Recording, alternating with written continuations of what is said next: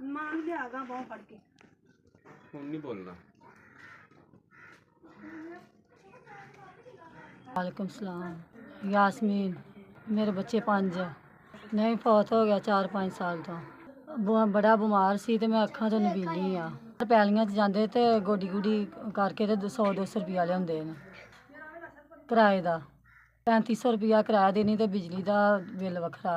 कुड़ी है इस मुंडे दा थोड़ी कि वड्डी ते ओह् दोवें जांदे ने मेहनत मुशक्कत करके ते पैसे लियांदे फिर हांडी पाउने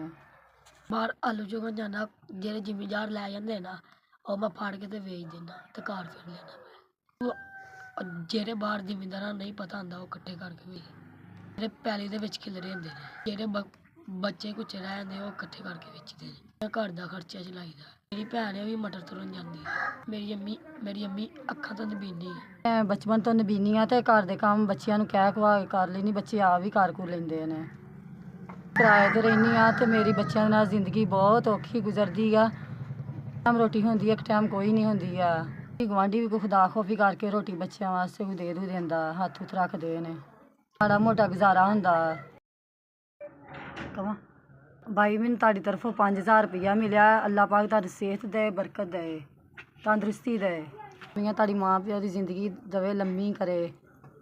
अल्ली जिंदगी करे तुहानूं लंबी उम्र अता करे अल्लाह मियां तुहानूं हज नसीब फरमाए अल्लाह मियां तुहाडे बच्चियां दी तंदरुस्ती दवे लंबी जिंदगी करे ते बरकत पाए रहमत पाए साढ़े माड़े गरीबां दियां दुआवां ही ने तुहाडे वास्ते। भाई मैं सारे पैसों का राशन पा लांगी अपने घर अल्लाह तुहानूं खुश रखे बाद रखे रहिंदी दुनिया तक जिंदगी रहे सलामत रहे कुछ भी ना करे अल्लाह तुहानूं तत्ती वाज ना लावे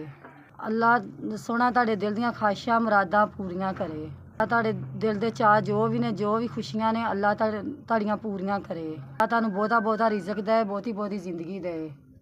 मेरे बच्चों दे हत्थ रखे अल्लाह पाक तुहानूं सलामत रखे।